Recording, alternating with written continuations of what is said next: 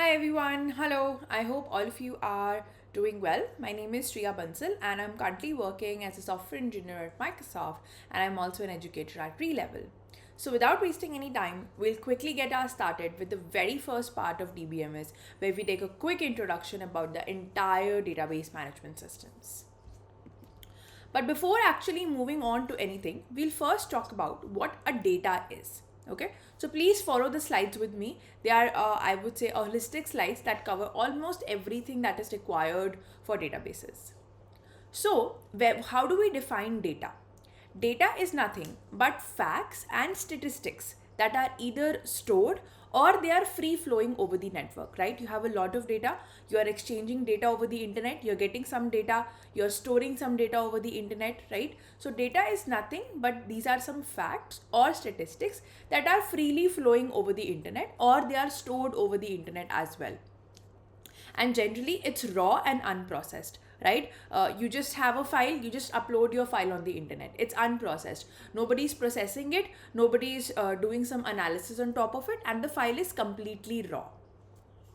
For example, when you visit any website, they might store your IP address, that is data, right? And in return, you might add a cookie in your browser, making or marking that you visited the website, that is data. Your name, it's data, your age, it's data, right? So whenever you visit some website, right, there is usually a pop-up that comes up that do you allow cookies on this website as well, right? So that is how they store your data, that is your IP address and everything that you have. Okay, now data and information, there's like a difference between them.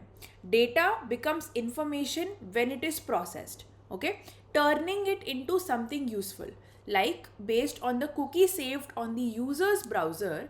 If a website can analyze generally men of age 20 to 25 visit us more, that is information, okay, derived from the data collected. Let's come over here. When we talk about data and when we talk about information, both of them are not the same. Okay, data is processed information,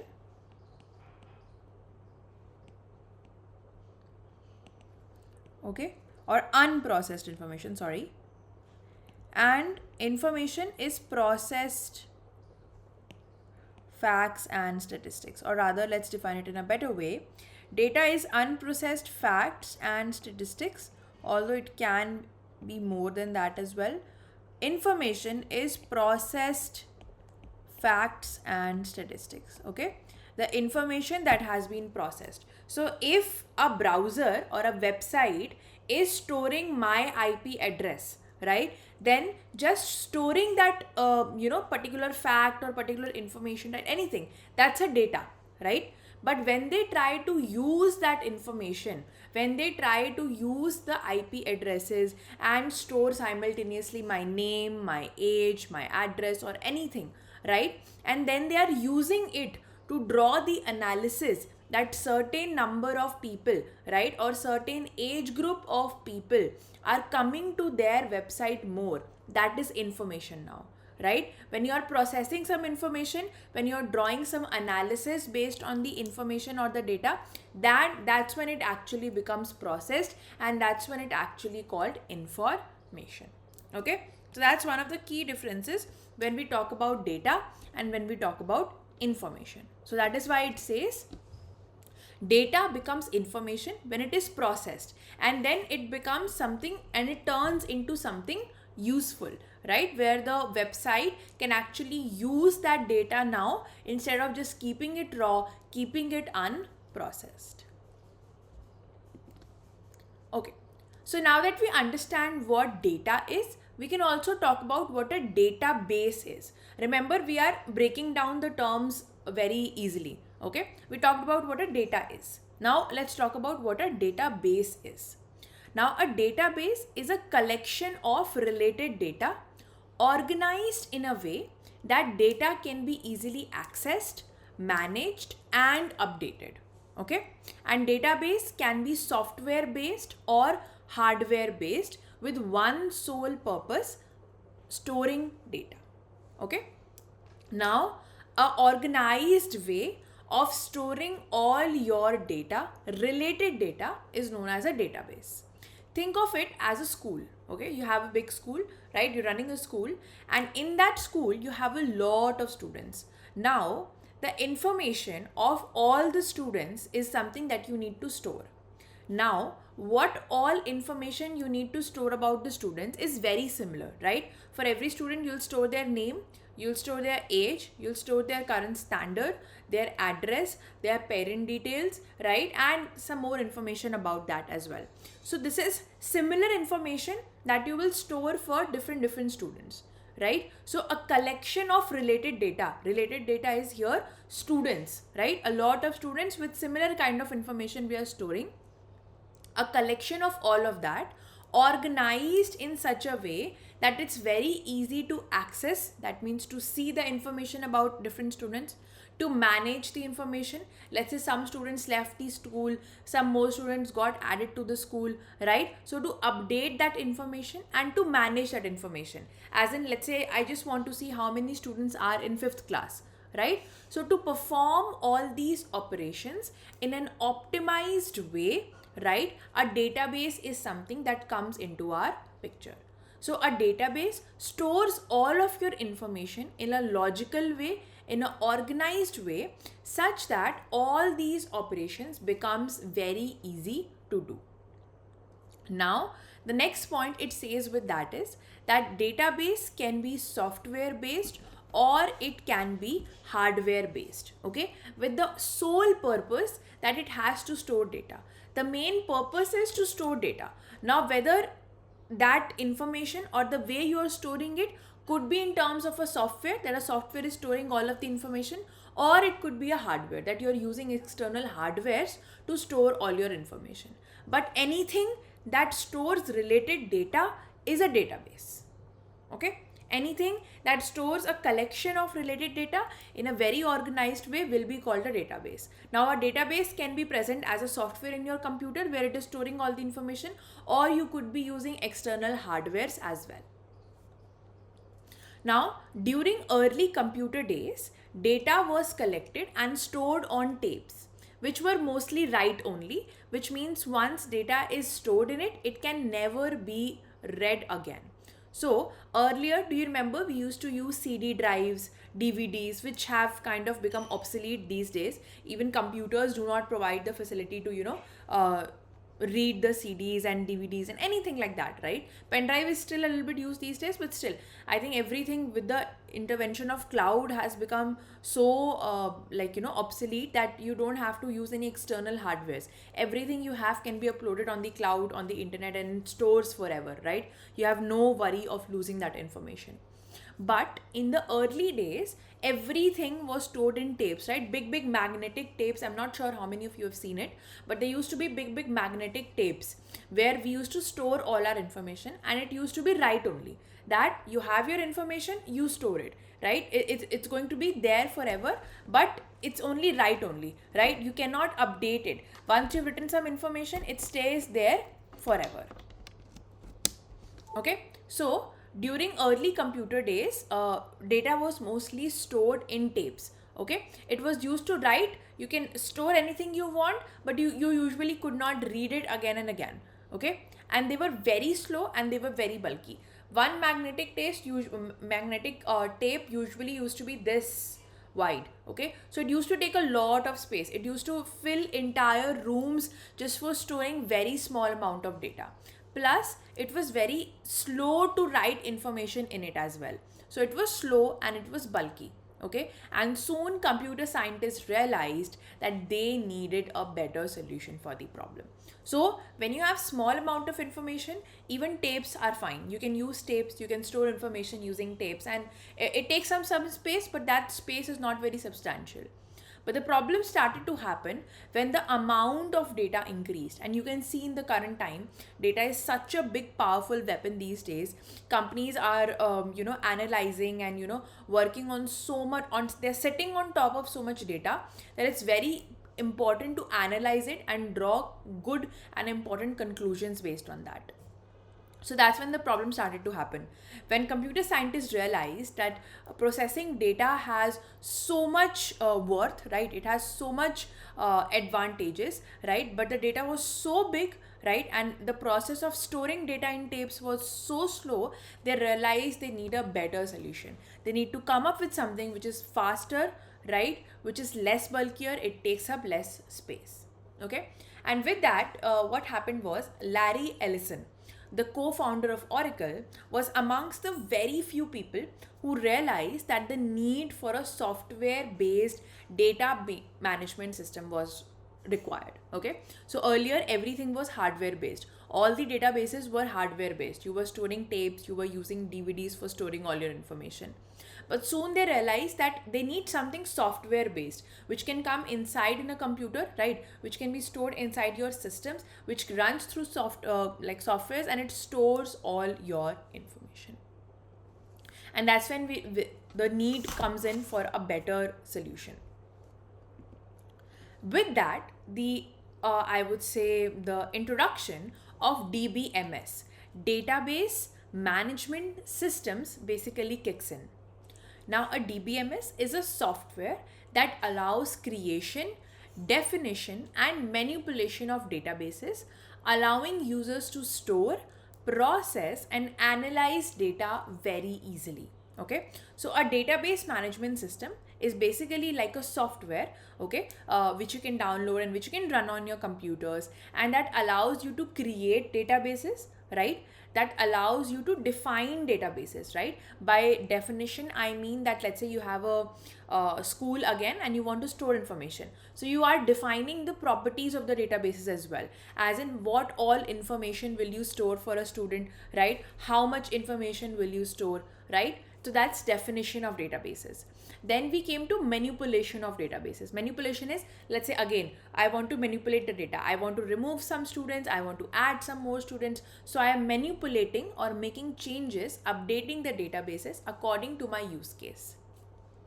And that allowed user to store the information, process the information, draw some analysis. So there are different queries that you can write on the databases to draw some analysis on the databases and the information that you have, right, over this. So DBMS was like one-stop solution for all these operations that you wanted to do.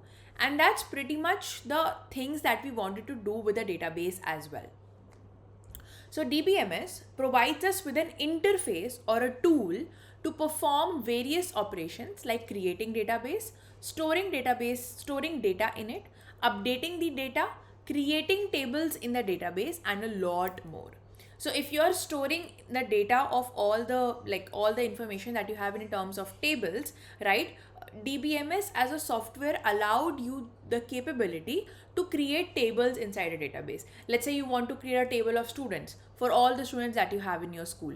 Let's say you want to create a table of teachers for all the teachers that you have in your school, right? Let's say you want to create an information about what all subjects you teach in your school. So you have a separate table for that, right? So DBMS not only allowed you to do these capabilities, it allowed a very easy and a user-friendly interface, right? Interface is what you see, the UI, which helps you to do all these tasks very easily, right? You just have to perform simple operations and you could do a lot of operations on these softwares. And what is this software called?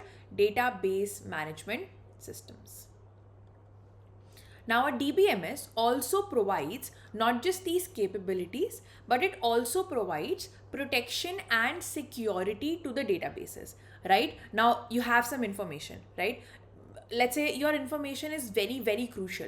You're storing some, let's say, information about all the students you have in your school. You're storing their phone number, you're storing their addresses, right? And you cannot afford to lose this information, because if it comes in the hands of a wrong person, right, it can do great problems to you. So what you want is, you want a software which not just allows you to perform operations on the data, but it actually keeps your databases really secure, right? So database management systems as softwares do provide these capabilities for protection and security to the databases as well. When you're using hardware based, if someone steals your hardware, right, if someone steals your tapes or your disk, it's very difficult to make sure that you get that information back, right? And it's not that difficult to steal that information as well. But when you have everything in a software, it's very crucial, with the evidence of hackers these days and the people who try to steal your information. It's equally important that if all of your information is in one place, there are certain measures and there are certain ways put into place using which you can protect and secure your databases. And it also maintains data consistency in case of multiple users. Data consistency as a topic will come in great lengths, in great details later, right, where we talk about what exactly happens in data consistency.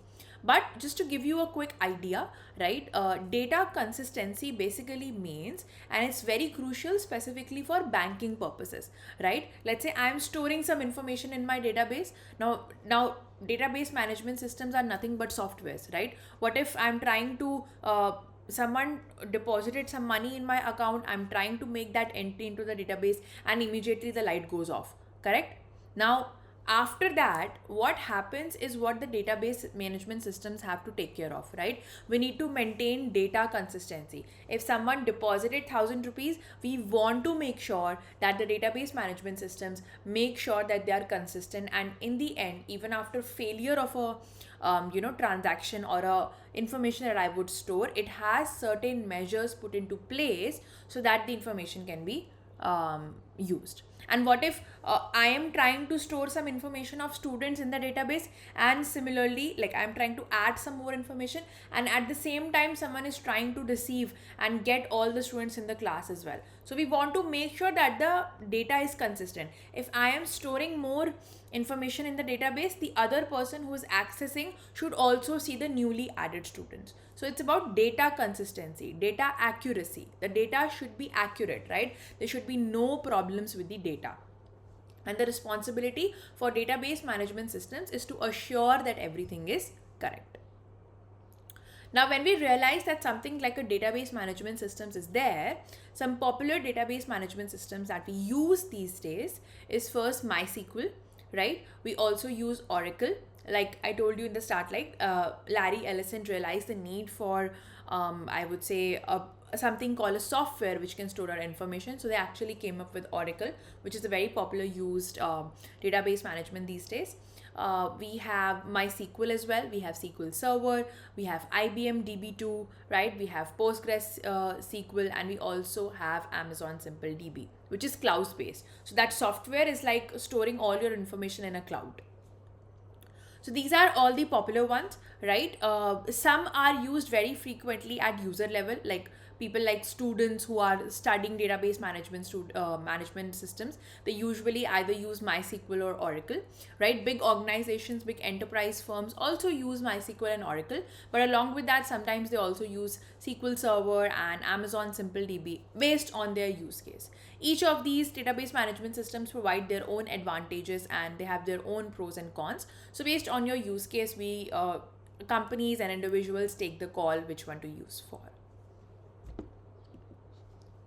Now, we will talk about database management systems characteristics.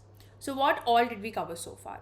We talked about what a data is. We talked about what a database management system is, right? And we talked about database as well. So we started with data, we talked about databases, and then we talked about database management systems. So now we'll talk about a few characteristics, right, which you need to keep in mind when you study this topic. So let's go over all of them one by one. The first is that the data is stored into tables, right? Data is not just directly just thrown in the database and the software has to take care of it. Everything is done in a tabular format in database management systems. Let me show you. So if you have some information, let's say I told you, right? Let's say you have to use the database management system software to store a school's information, right? So what you will do is you will create a table. let's say one for students inside the database, right? And here you will store the roll number of the student, here you will store the name of the student, here you will store, let's say, the age of the student, right? Here you will store the phone number of the student, and so on, and all the students data will come over here. Okay, similarly, let's say I am storing all the information of the teachers. Similar thing will happen here as well. Everything has to go in tables and stored in rows and columns. Let's say I am again having a unique ID for each teacher, right? I am storing the name of that teacher, I am storing the age of that teacher, the phone number, maybe the class that the teacher teaches, and so on, right? So everything is stored in a tabular format. Okay, it's not just directly stored, it's not like data and just stored there in a raw manner. It's everything is organized into tables which are created inside the database. Now, databases management systems also allow you to have relationship between tables, which make the data more meaningful and connected. Okay, you can easily understand what type of data is stored by looking at all the tables created in the database. Okay, now don't you think the moment I say that I am storing students, right? Student is a table, teacher is a table.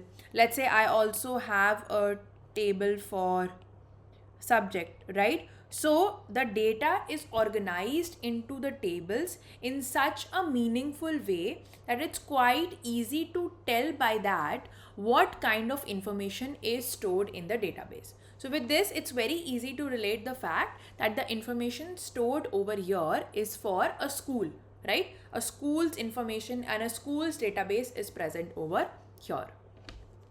And the other point was that whatever information you stored in database, right, database management systems allow you to have meaningful relationships. For example, let's say here this teacher basically teaches a few subjects, okay, and the subject table is like this: subject ID and the subject name.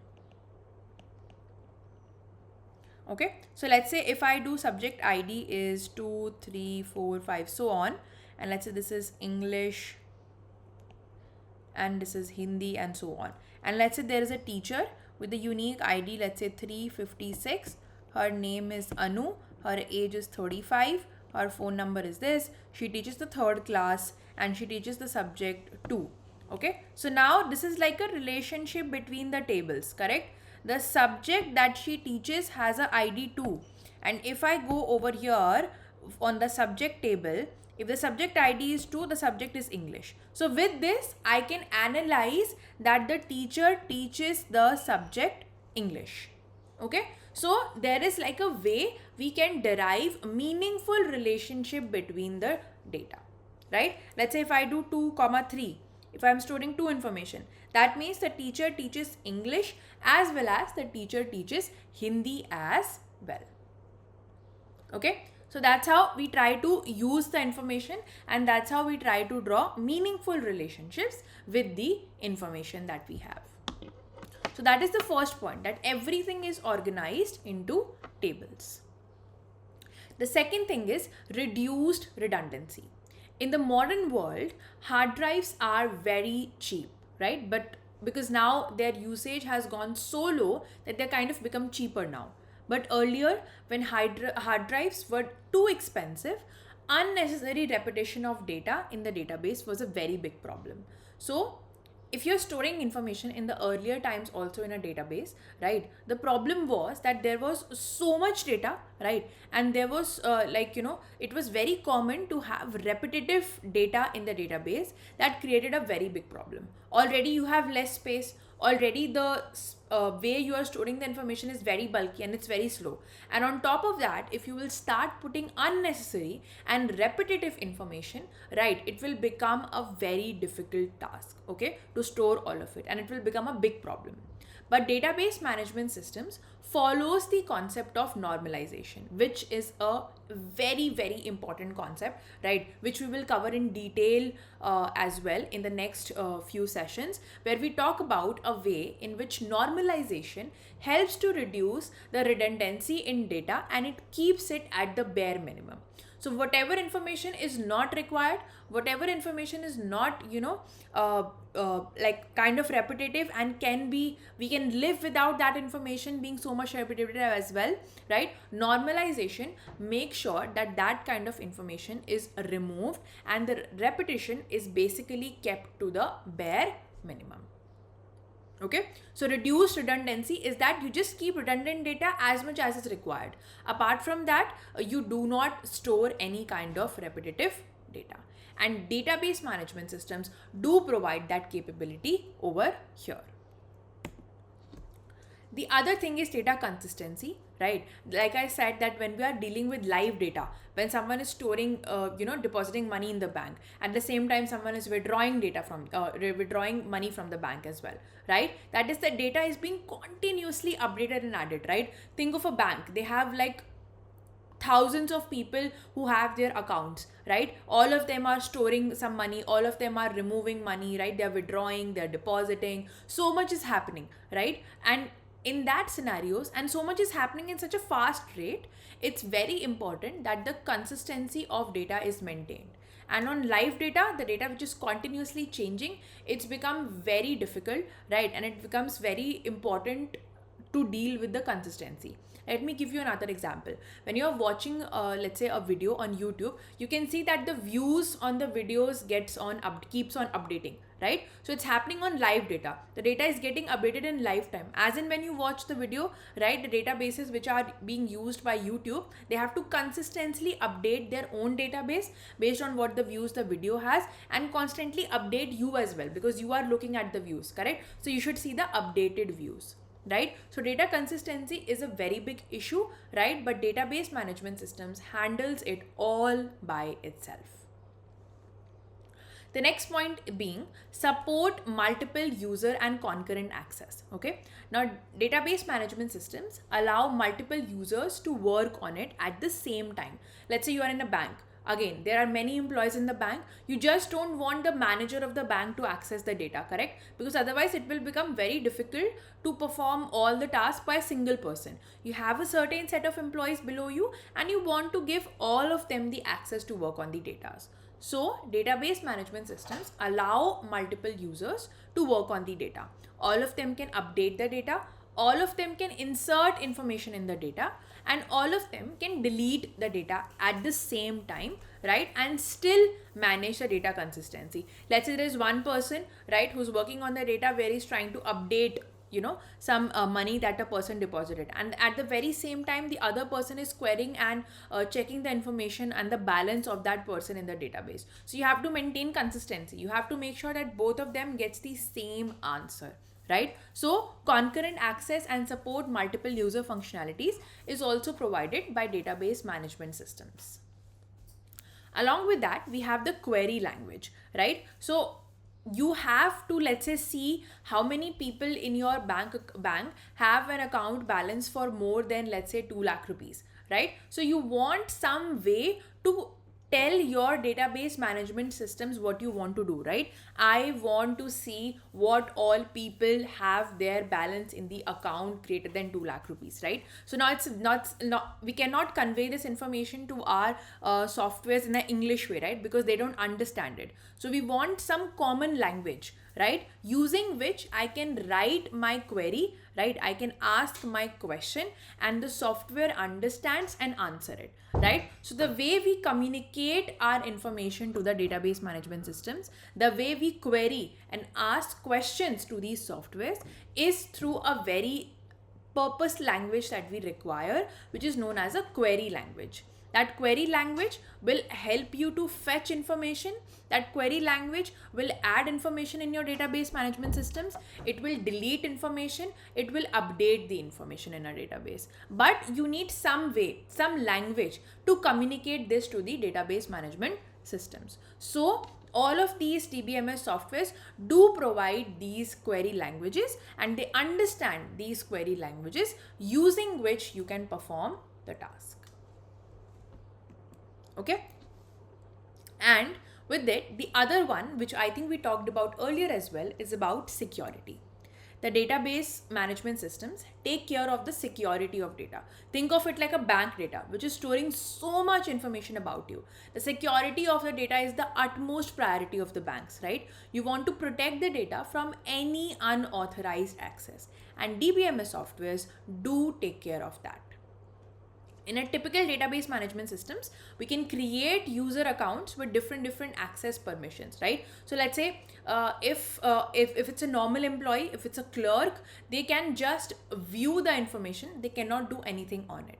But let's say if I have a manager, the manager can do changes in the database in terms of, if they want to update some, let's say the Aadhaar of a particular employee, and let's say they want to update, let's say the bank information for a particular, let's say customer, they want to open a new account for a particular customer. So all these kind of permissions or access permissions can be given to different people in the database. So we can define user permissions. Someone can have a lot of access to do something on a database, but the other person may or may not have all the access permissions, right? So using these functionalities, we try to secure our data by restricting the user access, right? As a customer, I can view all my account details, but I cannot view some other person's account details, okay? If it's a bank employee, they can view everyone's account details, but they cannot do any changes on those details, okay? And they cannot add an account, they cannot delete an account. But if it's a manager, then he or she has the capability to view everyone's account details. They have the capability to create a new account. They have the capability to delete a new account. So based on user access, by restricting the user access, we secure our data. We only give the relevant access to the data to the people who are actually required to do something on it. Okay? And the last point over here is that database management systems support transactions. Okay? It allows you to better handle and manage data integrity in real world applications where multi-threading is extensively used, right? Multi-threading as a concept, I think it will come up in operating systems when you will study, right? You want to maintain data integrity, right? You want to do data correctness. Like I was saying again and again in the previous example, I deposit some money in the account, at the same time I'm withdrawing as well, right? That if I'm depositing something, my balance should increase. If I'm withdrawing something, the balance should decrease. So all of it is like a transaction, right? I deposited something, I withdrew something. So this is like one complete transaction that I am doing. So database management systems are well equipped to support multiple transactions to handle data and maintain the integrity of the data in the real world applications where multi-threading is very common. Multi-threading in the sense is like parallelly we are doing a lot of jobs, right? So in those situations where multi-threading as a concept has become so extensively popular, database management systems do support the functionalities required for that. Okay, so with this we conclude our very basic, extremely basic introduction about database management systems. Just to conclude what all we talked about today, we started our discussion with the very basic topic about what a data is, right? What exactly is a data? How do we define data? Then we talked about what an information is, right? And how a data is different from an information. Data is nothing but unprocessed fact, unprocessed statistics, and when we process all that data, it gets converted into an information. So once we understood what a data was, we started to talk about what a database is. It is just a logical organization of all your data. Okay, you can store the data in the hardware, you can store the data in the software. Moving on to that, we talked about what a database management system is. So it's a software-based way of organizing all your data, because the hardware-based way of storing databases was very bulky and was very slow. So we introduced database management systems, which is a software which allows you to create database, update database, delete database information in the database, define a database, and a lot more information on top of that. So a lot of capabilities provided by database management systems. And then we talked about what are the common and the important characteristics that you have to understand about database management systems, right? We talked about a lot of facts that everything is going to be stored in tables. We do not want to keep redundant data as it is very expensive. We want to make sure that the data is consistent. We want to support multiple users and we want to allow them concurrent access to the data. We want to make sure that we can communicate our queries, right, and our objectives with the databases using a query language, which we will talk about in later. Then we talked about how do we maintain, and we want to make sure that the data is secure, and we want to provide the transactional functionality.